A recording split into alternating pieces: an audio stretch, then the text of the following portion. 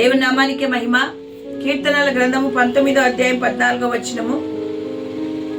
యెహోవా నా ఆశ్రయదుర్గమా, నా విమోచకుడా, నా నోటి మాటలను నా హృదయ ధ్యానమును నీ దృష్టికి అంగీకారం లగునుగాక. నా నోటి మాటలను నా హృదయ ధ్యానము నీ దృష్టికి అంగీకారం లగునుగాక. మనం చూస్తే దావీదు రాసిన కీర్తన. ఈ యొక్క కీర్తనలో దేవుడు మరి దావీదు పట్ల చేసిన వాటిని, దేవుడు ఏమై ఉన్నాడో, వాక్యం ఏమైందో, ఏ రీతిగా ఆయన ఉండాలో అని ప్రతిదీ ఆయన కీర్తన రూపకంగా మరి పాడుతూ ఉన్నాడు. నా ప్రియమైన దేవుని బిడ్డలారా, తలంపులు, మాటలు ఈ రెండు కూడా దేవుని చిత్తం లేదే మనం మాట్లాడలేము, చేయలేము. ఎన్నోసార్లు ఎన్నో మాటలు మాట్లాడాలని మనం ఆలోచన చేసుకొని మాట్లాడాలనుకుంటాం, కానీ అవి ఒక్కొక్కసారి మాట్లాడలేకపోతాం. నోటితో వచ్చే మాటలు ఎన్నోసార్లు అవి మాట్లాడినప్పుడు పర్మనెంట్ గా నిలిచిపోతాయి. ఒకవేళ ఆ మాటలు సమాధానకరమైతే పర్వాలేదు, కొన్ని మాటలు నాశనముకరమైన మాటలు కూడా ఉంటాయి. ఈ యొక్క మన హృదయంలో తలంపులు మాటలు ద్వారా బయటికి వస్తాయి. మన హృదయంలో ధ్యానము చేసే ప్రతి మాట అది పదముగా బయటికి వస్తుంది, మాటల వలె. నా ప్రియ దేవుని బిడ్డలారా, దేవుని వాక్యము పర్ఫెక్ట్ అయింది. ఈ వాక్యము మన జీవితాలను ఆదరించే వాక్యం. ఈ వాక్యం మీద మనం ఎంత ఆధారపడతామో, దేవుని బిడ్డలైన మనము దేవునితో సహవాసము చేసి మనము ఆ వాక్యము ద్వారా బలపడతాం. నా ప్రియమైన వాళ్ళారా, ఎక్కువ దేవుని వాక్యం మీద మనము ఆధారపడినట్టయితే ఆయన హృదయానికి దగ్గరగా మనం ఉంటాం. ఈ యొక్క వచనము ఒక ప్రార్థన. దేవునితో ప్రార్థన చేస్తూ ఉంటున్నాడు. ఏమని? నా నోటి మాటలు నా హృదయ ధ్యానము అది కేవలం నీ దృష్టికి అంగీకారములుగా ఉండాలి ప్రభువా అని అంటున్నాడు. హృదయ ధ్యానము, హృదయంలో మనము దేనిని ధ్యానిస్తూ ఉంటున్నాం? నా ప్రియమైన దేవుని బిడ్డలారా, ఈరోజు ఎన్నో విషయాలను మనము ధ్యానం చేస్తూ ఉన్నాం. ఆ యొక్క ధ్యానము ద్వారా మనకేమీ లాభము? ఇక్కడ దావీదు అంటాడు, నా హృదయ ధ్యానము అది నీ దృష్టికి అంగీకారములుగా ఉండాలి. కీర్తనల గ్రంథము 77వ అధ్యాయము 12 నుంచి 13 వచనాల వరకు మనం చదువుకున్నట్టయితే, నీ కార్యమంతయు నేను ధ్యానించెదను, నీ క్రియలను నేను ధ్యానించుకొందును. దేవా, నీ మార్గము పరిశుద్ధమైనది. దేవుని వంటి మహాదేవుడు ఎక్కడ ఉన్నాడు? ఆసాపు ఈ కీర్తనలో రాస్తూ ఉన్నాడు. ఇదిగో, నీ కార్యములను నేను ధ్యానించుకొందును, నీ క్రియలను నేను ధ్యానించుకొందును. ఈరోజు మన ధ్యానము ఏమైంది? దేనిని మనం ధ్యానిస్తూ ఉంటాం? ఆశాపడ్డాడు, నీ కార్యములన్నిటినీ నేను ధ్యానించుకుంటాను ప్రభువా. నువ్వు చేసిన గొప్ప కార్యాలను నేను మరవకుండా ఎల్లవేళలా నా హృదయంలో ధ్యానము చేసుకొని నేను ప్రభువా నీ క్రియలను ధ్యానించుకుంటాను. నేను ఎక్కడ కూడా తప్పిపోను. నీ ఆశ్చర్య కార్యములను, నీ క్రియలను ఎల్లవేళలా నేను ధ్యానం చేస్తానంటున్నాడే. ఈరోజు నీవు నేను దేనిని ధ్యానం చేస్తూ ఉన్నాం? ఏ రీతిగా డబ్బు సంపాదించాలా, ఏ వ్యక్తిని ఇబ్బంది పెట్టాలా, ఏ వ్యక్తితో గొడవ చేయాలా, ఏ వ్యక్తి మీద నిందలు వేయాలా, ఏ వ్యక్తిని అవమానపరచాలా అనే ఆలోచనలు ధ్యానము చేస్తూ ఉన్నాం కదా. కీర్తనల గ్రంథం 119:97 నీ ధర్మశాస్త్రము నాకెంతో ప్రియముగానున్నది, దినమెల్లా నేను దానిని ధ్యానించుచున్నాను. దినమెల్లా నేను దానిని ధ్యానించుచున్నాను. ఈరోజు నీ ధ్యానము దేవుని వాక్యమై ఉండాలి. నువ్వు దేవుని వాక్యాన్ని దినమంతా నువ్వు ధ్యానించగలుగుతూ ఉన్నావా? ఇంతకు దేవుని వాక్యమునకు నీ హృదయంలో చోటుందా? దేవా, నా నోటి మాటలను, నా హృదయము ధ్యానమును నీ దృష్టికి అంగీకారములుగా ఉండాలని దావీదు అంటున్నాడే. మరి దేవుని దృష్టికి నీ యొక్క ధ్యానము అంగీకారముగా ఉందా లేదో నిన్ను ఒకసారి పరీక్షించుకో. దినమెల్లా నేను ధ్యానించుచున్నాను. ఈరోజు దినమెల్లా మనము ఇతరుల గురించి, డబ్బు గురించి, ఆస్తుల గురించి, ఐశ్వర్యముల గురించి, ఇతరుల బలహీనతల గురించి, ఇతరుల వ్యాధుల గురించి, ఇతరుల కుటుంబాల సమస్యల గురించి మనం ఆలోచన చేసి ధ్యానిస్తున్నామే. అది దేవునికి అంగీకారం అవుతుందా? లేదు కదా. నువ్వు దేవుని వాక్యమును ధ్యానించినప్పుడు, నీ హృదయమంతా దేవుని వాక్యంతో నింపబడినప్పుడే ఆయన దృష్టికి అది అంగీకారములుగా ఉంటుంది. నా ప్రియమైన వాళ్ళరా, మీరు ధ్యానము చేయాలంటే మీరు దేవుని వాక్యాన్ని ప్రేమించాలి. ప్రేమించినప్పుడు, నీవు దేవుని వాక్యముతో సంబంధం ఏర్పడుకున్నప్పుడు, నీవు దేవుని వాక్యానుసారంగా ఉన్నప్పుడు, దివారాత్రములు దాన్ని ధ్యానించినప్పుడు అది దేవునికి అంగీకారములుగా ఉంటుంది నీ హృదయ ధ్యానం. కాబట్టి నా ప్రియమైన దేవుని బిడ్డలారా, దేవుని వాక్యాన్ని ధ్యానించే వారిగా మనం ఉండాలి. ఈ రోజుల్లో మనం దేవుని వాక్యాన్ని ధ్యానించలేకపోతున్నాం.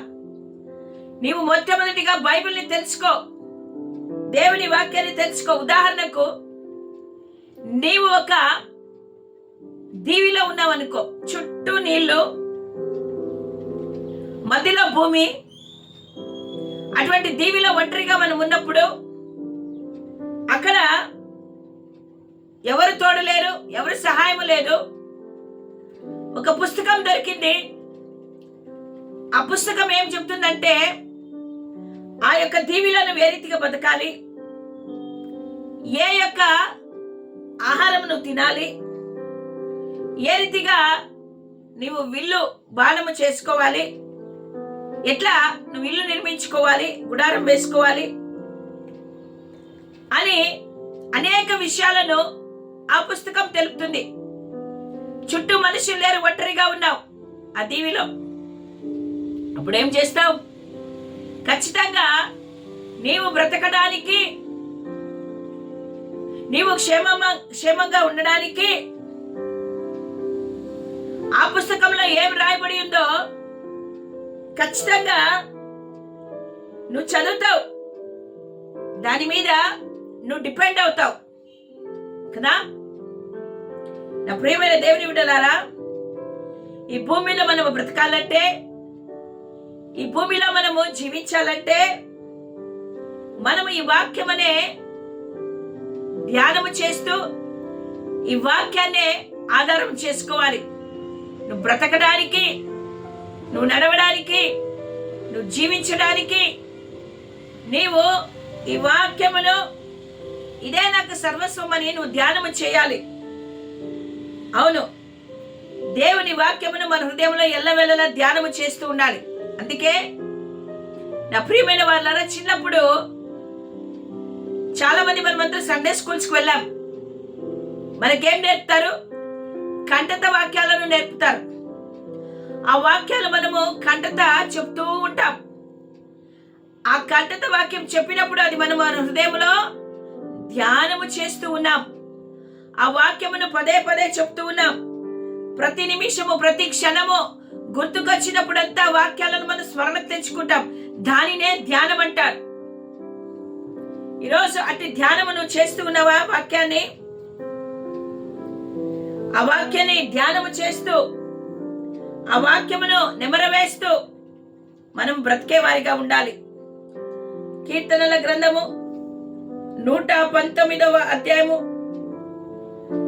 మరి 148వ వచనములో, నీవిచ్చిన వాక్యము నేను ధ్యానించుటకై నా కన్నులు రాత్రి జాములో కాకమునిపే తెరుచుకొందును.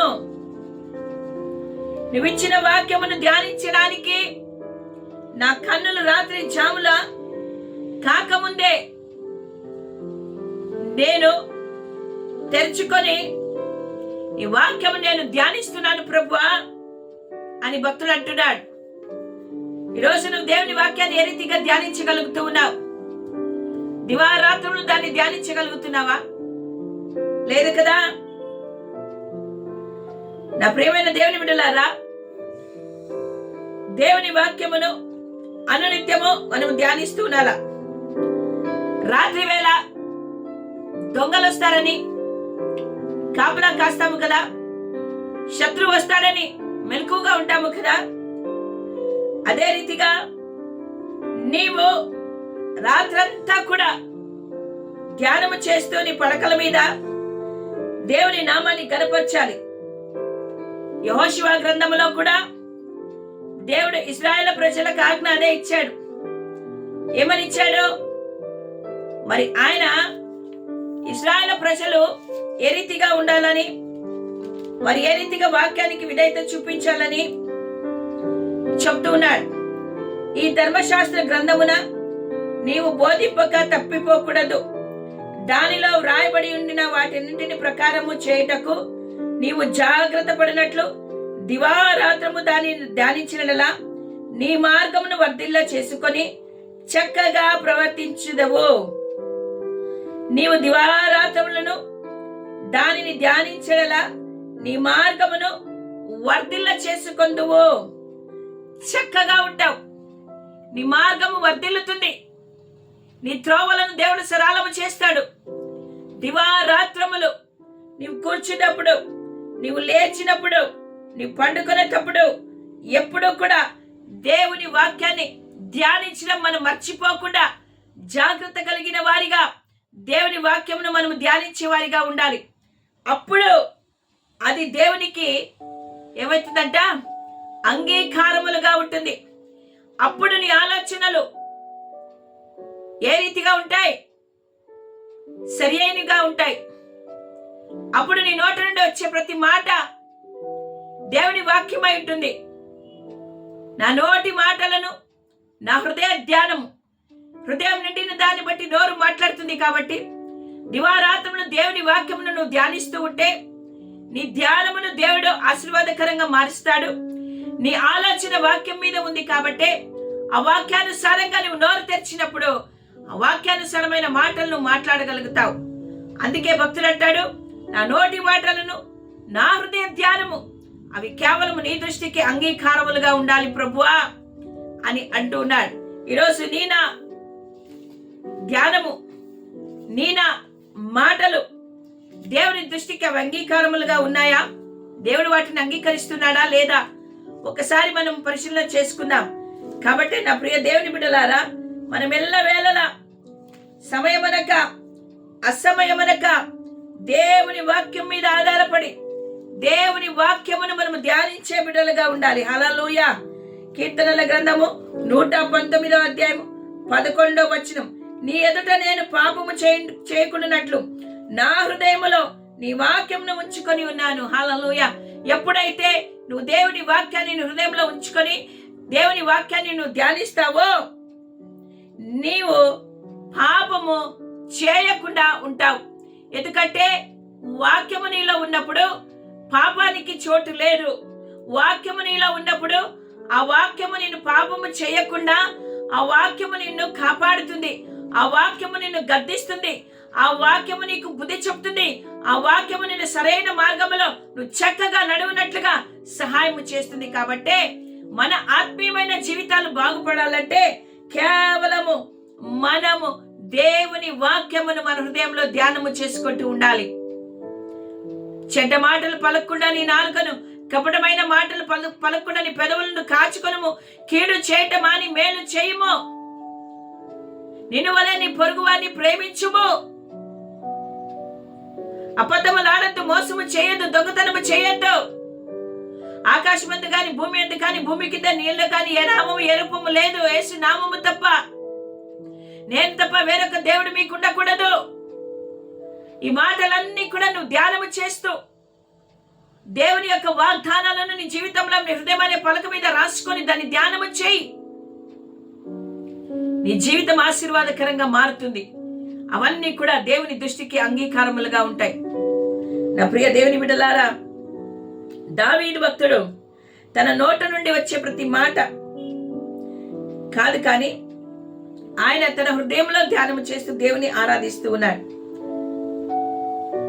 యెషయా గ్రంథంలో ఒక మాట రాయబడింది. యెషయా అంటాడు, ప్రభువా, వీరు కేవలం పెదవులతో నిన్ను గనపరుస్తున్నారు, కానీ వీరి హృదయం చాలా దూరంగా ఉంది నీకు. ఈరోజు మన హృదయములు దేవునికి దగ్గరగా ఉన్నాయా, దూరంగా ఉన్నాయా? మనుషుల కొరకు కేవలం పెదవులతో మనం దేవుని స్తుతిస్తున్నామేమో ఒకసారి మనం పరీక్షించుకుందాం. దేవా నన్ను క్షమించు ప్రభు అని దేవుని అడుగుదామా? ఆ రీతిగా ఉన్నవారిని దేవుడు ఏమంటారు తెలుసా? వేషధారి అని పిలుస్తాడు. నీవు మనుషుల ఎదుట వేషము ధరించుకొని నటిస్తూ ఉన్నావు. దానిని ఆపివేయి. నీ పూర్ణ హృదయంతో, నీ పూర్ణ ఆత్మతో, నీ పూర్ణ మనస్సుతో, నీ పూర్ణ బలముతో నువ్వు దేవుని ఆరాధించు. దేవుని యొక్క మాటలను ధ్యానించు. నా ప్రియమైన దేవుని బిడ్డలారా, మనుషులు పైరు పని చూస్తారేమో, కానీ దేవుడు నీ హృదయాన్ని చూస్తూ ఉన్నాడని జ్ఞాపకం తెచ్చుకో. నీ హృదయ అంతరంగంలో ఏ తలంపులు ఉన్నాయో, నీ హృదయ అంతరంగంలో ఏ ఆలోచనలు చేస్తూ ఉన్నావో అవన్నీ కూడా ఎరిగిన దేవుడు. అవి దేవుని దృష్టికి అంగీకారములుగా ఉన్నాయో లేదో ఒక్కసారి పరీక్షించుకో. కాబట్టి హృదయం నిండిన దాన్ని బట్టి నోరు మాట్లాడుతుంది. నీ హృదయంను వాక్యముతో నింపుకొని నీ నోటి మాటలు, నీ హృదయ ధ్యానము దేవుని దృష్టికి అంగీకారములుగా మారును గాక. దేవుని యొక్క ఆశీర్వాదమును పొందుకొందువు గాక. ఆమేన్. ప్రార్థన చేసుకుందావా? పరిశుద్ధుడా, నీకు స్తోత్రములు. నా ఆశ్రయదుర్గమా, నా విమోచకుడైన నా దేవా, నా నోటి మాటలను, నా హృదయ ధ్యానమును నీ దృష్టికి అంగీకారములగునుగా అంటున్నాను. కానీ నేనా నా హృదయంలో నేను ఏం ధ్యానం చేస్తున్నానది నాకు తెలుసయ్యా. మీ రక్తంతో నన్ను కడగండి. వాక్యమును ధ్యానించే భాగ్యాన్ని మాకు దయచేయండి ప్రభువా. వాక్యమును ధ్యానించి బిడ్డగా నన్ను తీర్చిదిద్దయ్యా ప్రభువా. నాకు సహాయం చేయ్యా. వాక్యము లేని నా జీవితంలోనికి నా మన్నా, వాక్యమనే మన్నాను కురిపించు ప్రభువా. నాయనా, నేను కూర్చున్నప్పుడు, నేను లేచినప్పుడు, నేను పడుకున్నప్పుడు, నేను పని చేసేటప్పుడు, నేను బయటకు వెళ్ళేటప్పుడు, లోపలికి వచ్చేటప్పుడు ఎల్లవేళలా ప్రభువా కేవలం నీ వాక్యమును ధ్యానించుకునే కృపను నాకు దయచేయి. దివారాత్రములు దాన్ని ధ్యానించువాడు ధన్యుడు అన్నావు ప్రభువా. నేను నీ వాక్యమును ధ్యానిస్తే నేను పాపము చేయకుండా ఉంటానయ్యా. పాపము నాలోకి రాదు ప్రభువా. దయతో అట్టి కృపను నాకు దయచేయమని, విన్న వాక్యమును ప్రతి బిడ్డ జీవితంలో ప్రభువా దాన్ని ఆచరించి నా వాక్యానుసారంగా బ్రతికే కృపను ప్రతి బిడ్డకు దయచేయమని యేసు నామములో అడుగుతుంటున్నాము తండ్రి. ఆమేన్.